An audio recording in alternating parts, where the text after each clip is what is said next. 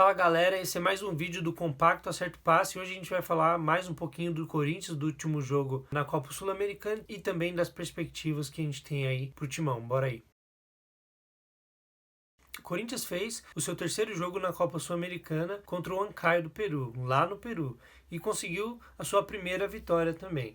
Por alguns motivos, alguns ficaram empolgados aí com a atuação do Corinthians. Alguns pontos realmente devem ser exaltados, como a mudança tática que o Mancini adotou desde o jogo contra o São Paulo, trazendo o time para jogar com 3 zagueiros, e os 3 zagueiros que estavam merecendo jogar, no lugar do Gil pelo menos, um deles deveria entrar. Então a zaga com 2 garotos, Raul e João Vitor, e também com o Gemerson, trazendo os alas tanto para atacar um pouco mais para frente e também na hora de recompor, tanto o Piton, que também entrou na vaga do Fábio Santos, voltando para marcar junto com o Fagner. E outra coisa que ele também mudou foi trocar os volantes, apostar em 2 volantes um pouco mais marcadores e não com tanta qualidade na hora de criar uma jogada. Então o Gabriel e o Ramiro fechando a frente da defesa. Para se defender, isso é um ponto positivo. O Corinthians mostrou um time com menos brechas na defesa e se tornou um time um pouco mais efetivo na hora de defender e na hora de se recompor também, que estava sendo muito lento essa transição. Além de ter trocado alguns jogadores que estão um pouco mais velhos, estavam um pouco mais lentos, também apostando nos meninos e também trazendo 3 zagueiros, essa recomposição ficou mais rápida. Esse foi um primeiro ponto positivo aí pro time do Corinthians. O segundo, realmente, foi apostar nos meninos, tanto na frente com o Cauê, apesar que o Cauê não mostrou muita coisa ainda, não mostrou muita qualidade, mas é um jogador mais ágil, dá um pouco mais de dinâmica pro ataque do Corinthians, porque o jogo estava completamente parado ali na frente. E os meninos, como o Lucas Piton, o João Vitor, o Raul Gustavo também, que entraram então aí dando conta do recado. Então esses são os 2 primeiros pontos que eu destacaria nessas mudanças que o Mancini tem feito. Agora, algumas coisas também a gente deve pontuar nessa vitória do Corinthians. Primeiro, que contra o São Paulo, o Corinthians também não jogou bem, jogou muito mal. Não conseguia criar, não conseguia fazer nenhuma jogada mais elaborada, também não sofreu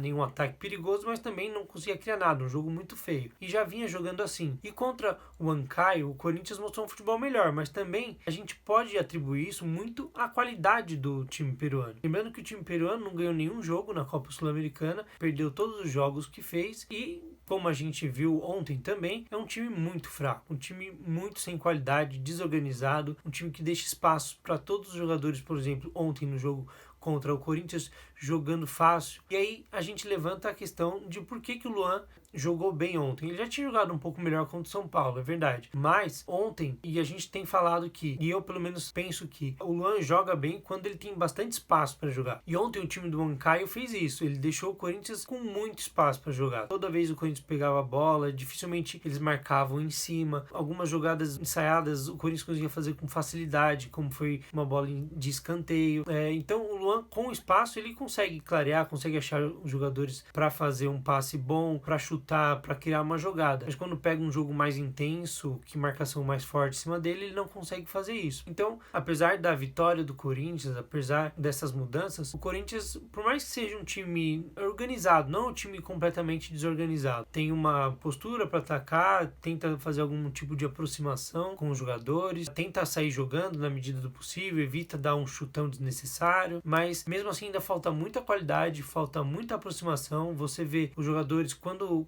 time pega a bola para criar, a demora para os jogadores se aproximarem. Vou dar um exemplo: se um jogador pega a bola na ponta direita, seja lá com o Mosquito, ou o próprio Fagner na lateral, ou algum meia que venha com o Luan pegando a bola pelo meio, os jogadores que poderiam chegar perto dele para fazer alguma tabela, fazer alguma jogada, demoram. Por exemplo, os volantes, os laterais, os pontas, o próprio atacante central, demora para aproximar e fazer e construir essa jogada. Ficam muito um distante do outro, tentando fazer alguma jogada individual, tentar achar um parceiro livre. Às vezes dá a impressão que os jogadores não podem sair ali da posição que eles estão para aproximar, tem que ficar esperando a bola chegar no pé deles. Então eu sinto falta dessa aproximação que a gente vê muito nos times europeus, que é um futebol muito rápido, muito próximo, de toques rápidos. Os jogadores estão sempre muito perto um do outro para poder construir a jogada realmente juntos. Outra coisa também é a transição do Corinthians, que ainda é muito falha, tanto para se defender, quando o Corinthians está lá na frente, para voltar para atacar, demora para voltar certinho, se recompondo, uma postura tática correta, e demora para encaixar todas as peças e ficar certinho. E também no ataque, quando rouba uma bola para atacar, sobe 3 jogadores e aí depois de um tempo você vê chegando mais jogadores jogadores assim para poder construir uma jogada. Então isso também é outra característica que quando você acompanha o futebol europeu, você vê que o time ataca muito rápido com um bloco de jogadores e na hora de defender, quando perde a bola, também defende muito rápido, voltando todos os seus jogadores para fazer essa defesa. Então essas transições, essa aproximação e, lógico, a qualidade do time também traz uma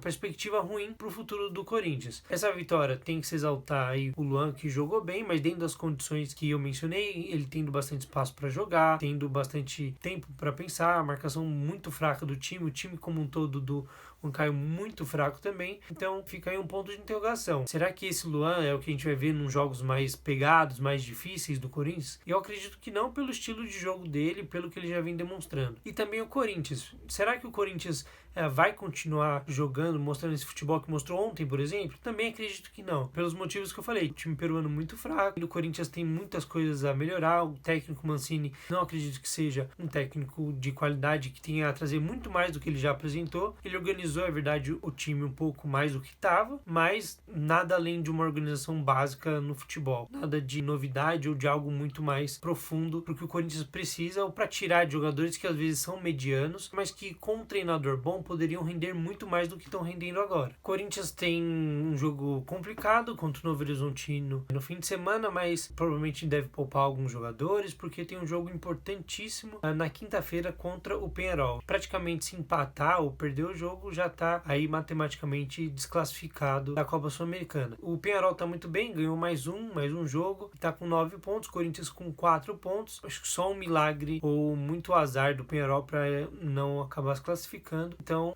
o Corinthians praticamente dando adeus à Sul-Americana aí nos próximos dias. Quanto ao Paulista, o Corinthians já está classificado. Vamos ver nos mata-matas como que vão ser os jogos, mas não vejo também o Corinthians chega com força nessa próxima fase do Campeonato Paulista. Lembrando que em maio também o Campeonato Brasileiro começa e aí os times vão ser mais fortes do que o Campeonato Estadual e até a própria Sul-Americana. Bom, as perspectivas do Corinthians são essas. Eu não acredito que o time deva mostrar muito mais do que está mostrando. Há alguns pontos positivos nas mudanças do Mancini, mas ainda eu acredito que o melhor para o Corinthians seja buscar o treinador com uma visão um pouco mais moderna, um pouco mais atual e um pouco mais completa sobre futebol e tentar apostar nos meninos da base, tentar extrair o máximo que puder desses meninos para tentar fazer um time aí competitivo, não para ganhar título, mas para poder dar um pouco mais de dignidade e esperança para os próximos anos do Corinthians. Bom, é isso. Se você gostou, se inscreve no canal, deixa o seu like, compartilha esse vídeo com os amigos. Até a próxima.